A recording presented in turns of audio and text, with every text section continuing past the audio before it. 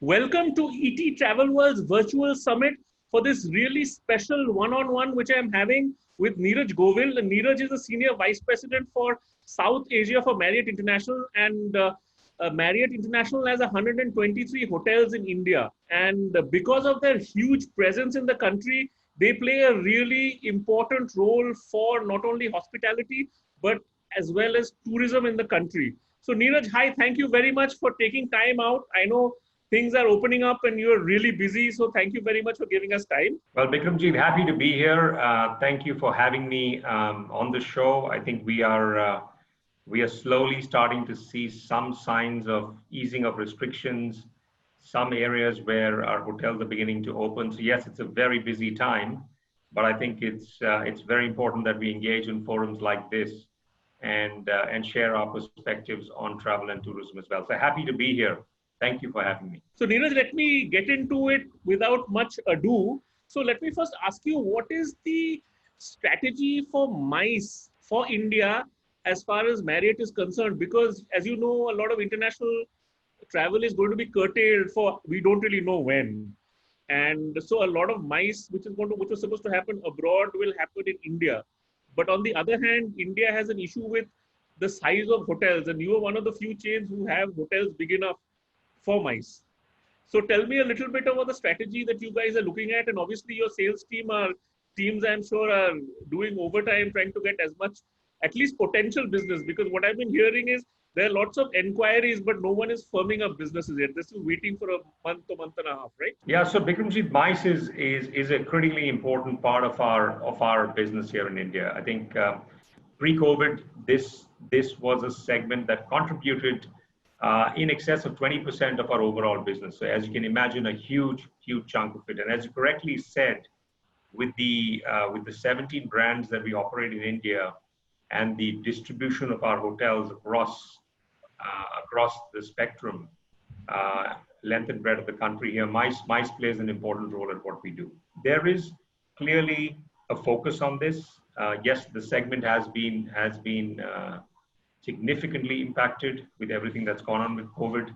And clearly, as we begin to see some resumption of activities, there's obviously the big question to say what's going to happen in this segment and how it's going to play out.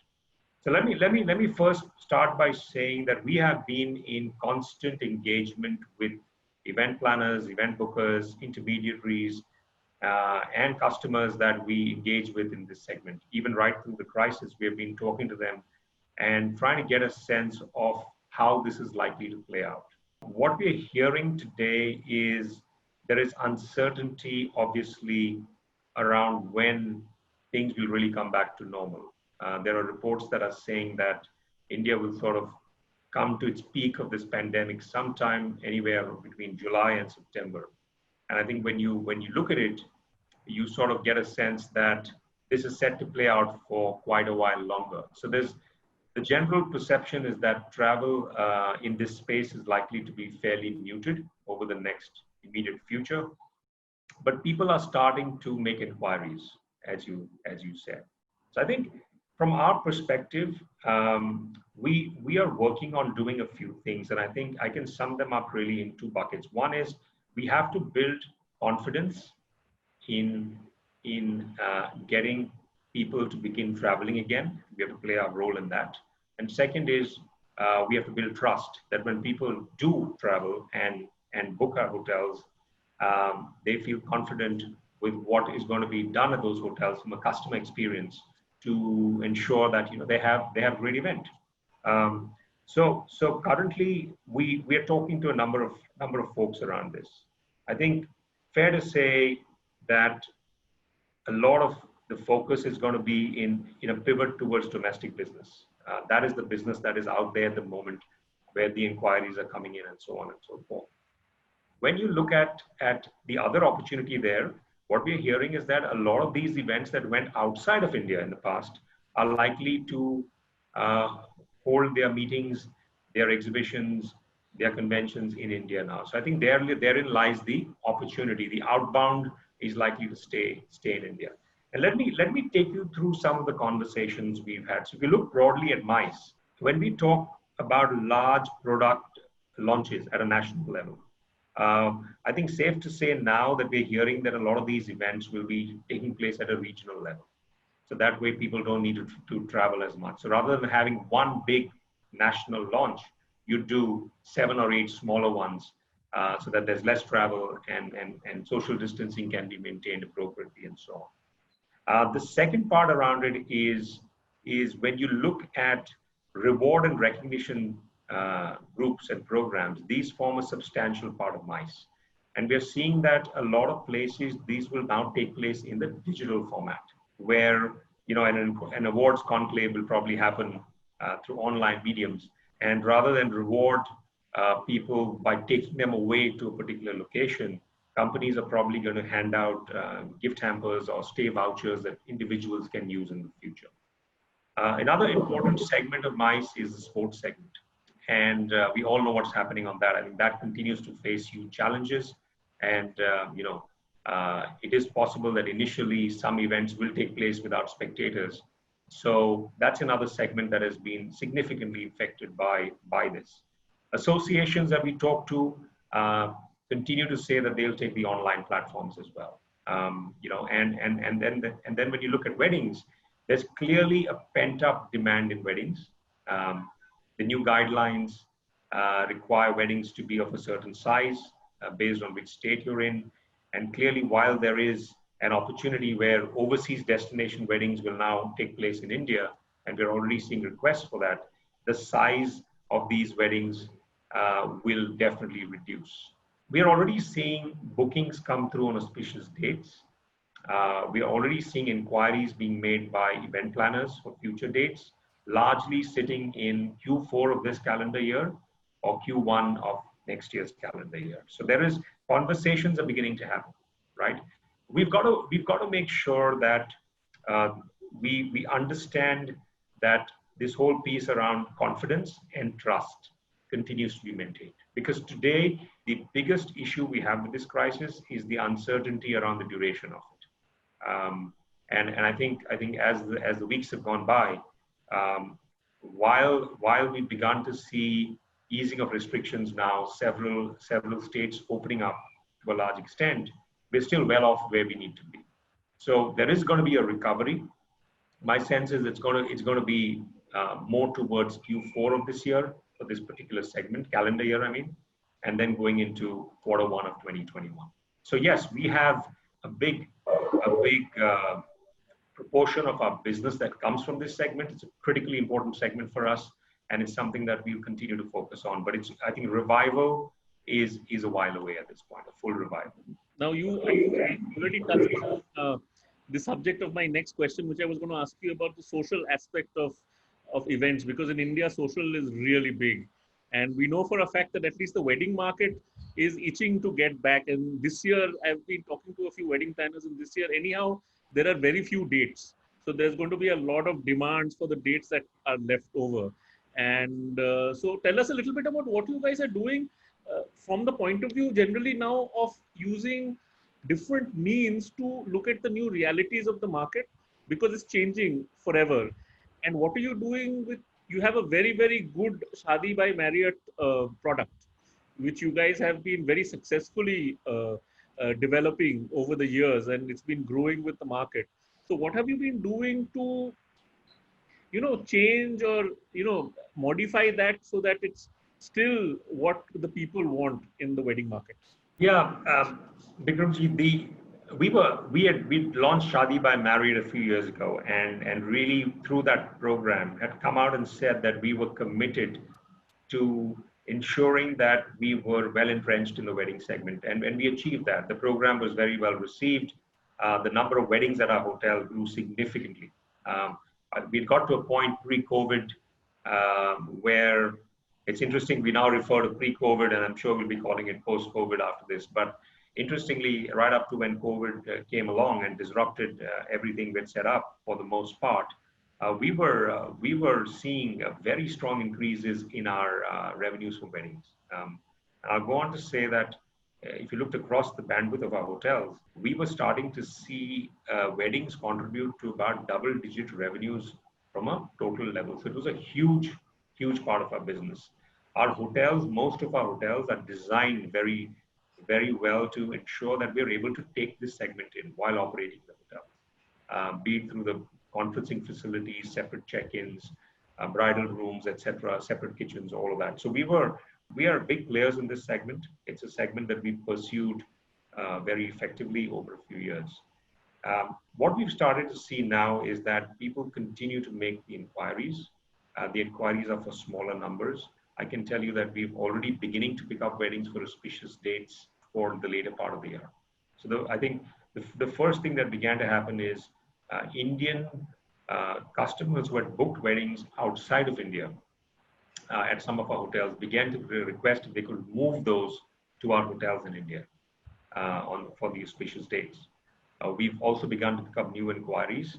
As I said, the inquiries are smaller given the restrictions that are in place. The number of events have dramatically reduced. If a wedding used to have 5 or 6 individual events that were attributed to it, those events have now been scaled down and reduced in size. The way weddings are being catered to is different. Very interestingly now, what we've introduced is virtual inspections, virtual videos that people use for virtual site inspections, specifically for weddings. How are we going to be catering at those weddings? What are the changes we're bringing about in that segment? Because typically when you look at these weddings that we're now getting, they seem to be in the metros.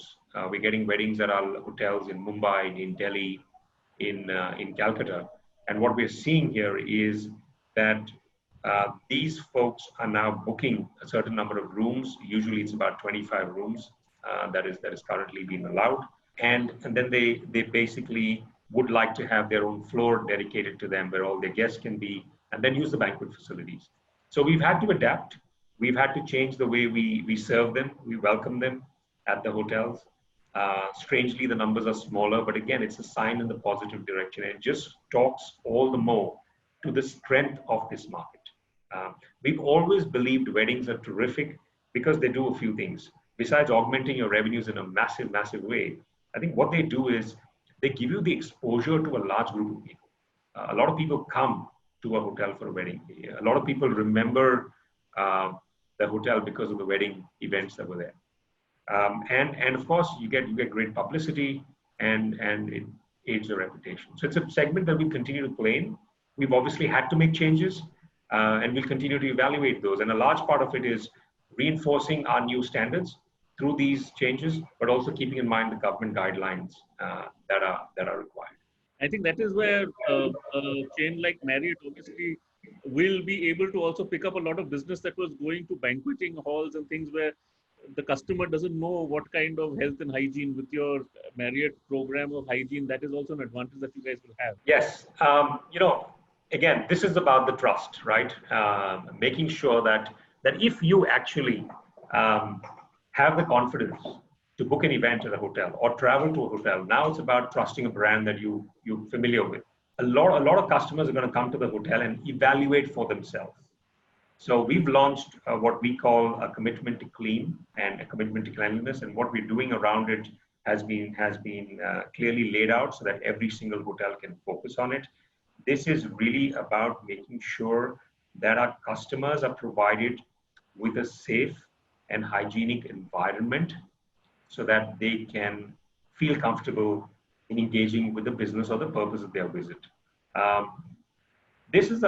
Vikramji, remember, this is a mindset change. When I look at it, it's about rigorous application of what we're saying consistently. So it's a mindset. It's a change in how people are going to show up at hotels to work. It's a change about how they go about their work. We have to maintain consistency around that. And when customers come into the hotel, they need to feel that confidence in our associates so that they get that confidence. It's about focusing on high touch points. It's about ensuring, our rooms are clinically clean. It's about, reducing the amount of actual engagement that takes place. It's about reduction of transactions. It's about touching and feeling a lot less in that sense in the immediate near term. And then it will build up from there. But essentially, we've got our programs in place. Our associates are equally thrilled about them. And it's really about reducing the exposure that our customers and our associates will have, once we start to reopen hotels and start to welcome customers back into hotels. So critical aspect, I think, for us to succeed. And then there will be moments where we will take a few steps forward and then take a couple of steps back. I think we have to factor that in mind. But there has to be a real rigor around how we approach this. There has to be leadership from the top. There has to be a high degree of accountability, and there absolutely has to be a real sense that we need to get this right. And I think that is where there is a real commitment on us from our side to sort of do this and see how it plays out in the coming months. One of the aspects of business now is the use of technology.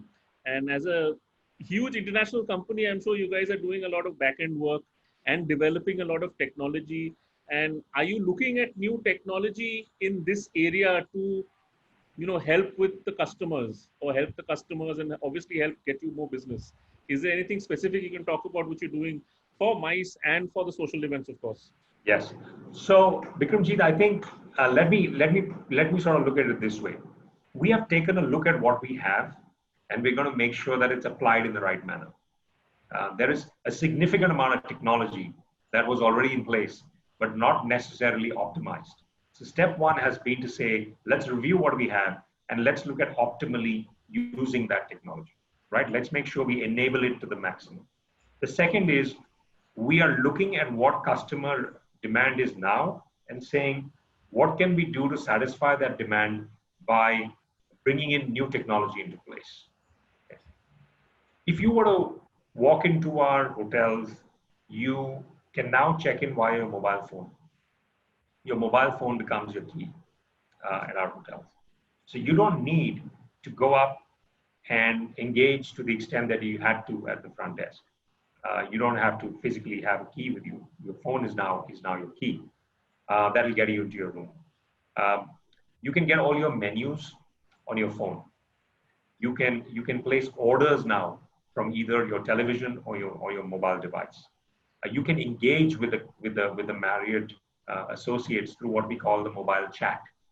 So this is technology that existed or was in the process of being introduced, which is now being amplified and beefed up substantially to make sure that it caters to this. So a large part of the technology that we have in place is now being scaled up, and we believe that this will address most of the issues that were there in terms of the engagement of customers. And this would apply to MICE, it would apply to general customers as well. We are also looking at technology that is very specific now to post-COVID, which is thermal scanning, for example, as people come into hotels from a temperature perspective, which is looking at how can we minimize transactions, move to technology, cashless payments, for example. Is there a way we can make sure that our customers don't have to pick up the phone and call, but rather use other means to communicate in the hotel? So it's really about moving to contactless. It was high touch before, and now it's kind of moving to that contactless space. Another interesting thing I want to mention here, Bikramjit, is the fact that we are getting a lot of requests from customers to say, how can you bring technology into meetings? Okay, so here's a piece here. We want to be able to have a meeting where 10 of our people are going to be in your hotel, but they also want to have the ability to link up with other folks who may be at other places.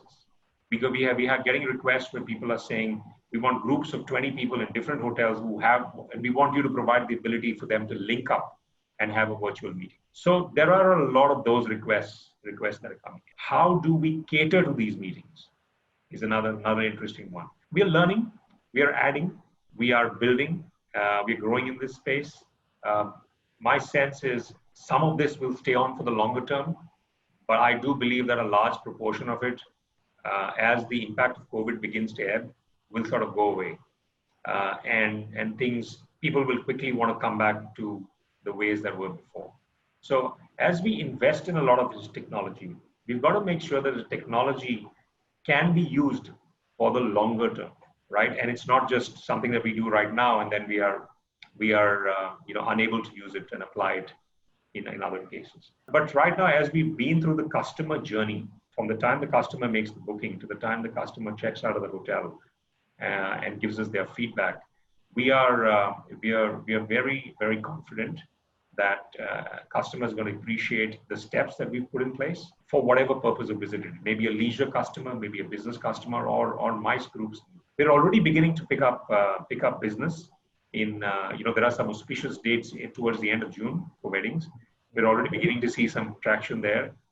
Small baby steps, but after months and months of seeing nothing but cancellations, it does serve as a morale boosting lift. I mean, confidence slowly starts to come back. It's a step in the right direction. So business is better than the color of the clothes you're wearing and the shirt that I'm wearing. Yes. I agree. Let's talk a little bit about the Marriott advantage. Now, you guys obviously have a huge advantage of the global network. And let's talk about it for the next few months in India, where business obviously is not going to be as international as people would have liked it to be. How are you leveraging and what is the advantage you have within India for both leisure as well as business? Obviously, you're looking at both businesses very closely and you're going to welcome business from anywhere. We've got a national sales team, basically that is based out of various locations in India. That team is very much in place, continues to engage with customers. That is the team that really drives Indian business in India for India.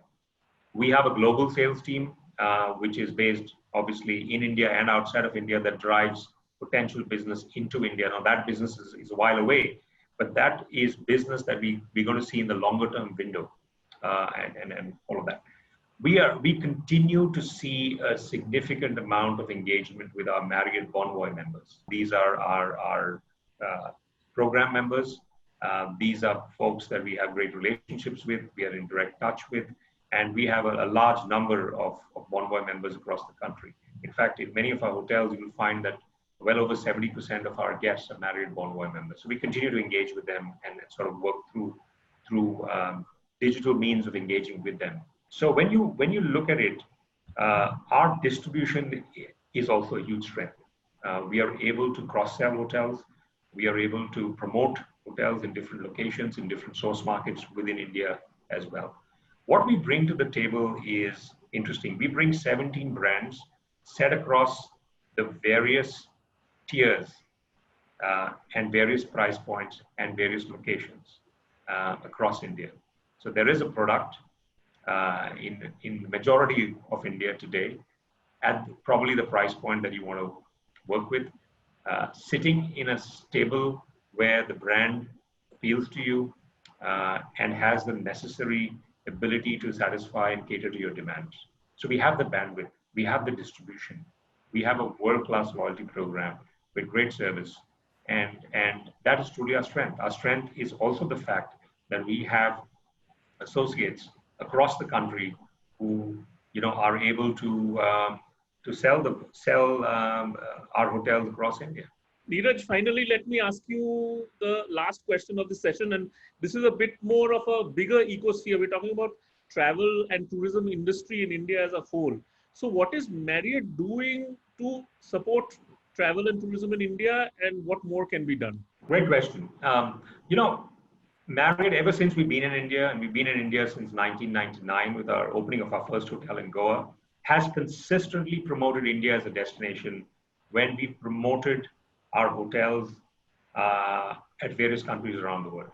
We have sales missions, marketplaces, trade fairs that we participate in, where our bouquet of hotels in India is promoted, where sometimes individual hotels are promoted based on the needs. And consistently, India as a destination does get promoted in these forums. We've done that over the years. We'll continue to do them. Going forward, India is a very important market for us. It has the second largest number of hotels as compared to any other country in Asia Pacific other than China. So it's a very, very important market for us in the Asia Pacific region. We've also looked at making sure that we work very closely with the various bodies here in India that support tourism and the economy. We've engaged with various media to do what we have to do to support India as a destination. So we'll continue to do all that. I think these are great forums whereby we continue to reinstate our commitment towards that, because for us to do well, everyone has to play their role, and I think we've got a huge role to play given the scale we have right now in the country, which we've had for the last couple of years and growing. So we're very fortunate in that regard. We have a great stake in the country here as far as the tourism sector goes, and we will play our part. We've been doing it through associations with various bodies, with various chambers, with hotel associations, but we also are able to really promote India in a big way overseas. We have a lot of Marriott Bonvoy members globally that get to hear a ton about India through our promotions. So Marriott does play that role in promoting various places within India, various destinations, but also India generally, generally across the board when you look at how things play out generally. So yes, we are committed to this. It is obviously important that tourism revives quickly. I think when you look at the future months, the initial pickup will be drive-to locations, followed by short-haul flights, followed then by the long-haul flights. And the way we see this playing out is initially occupancy levels are expected to be somewhere between 10 and 30% for the next 2 to 3 months, and then we'll play up. Hopefully, we'll get us to about 50%, and then we build up from there. But for all of this, the tourism ecosystem, the travel tourism ecosystem, has to be revived, and I think every person has a part to play in this. Be it government or private players, be it hotels, be it the airlines, the entire ecosystem has to work together to make this happen, and we are committed to that. Well, thank you very much, Neeraj, for taking so much time and chatting with us, and thank you very much.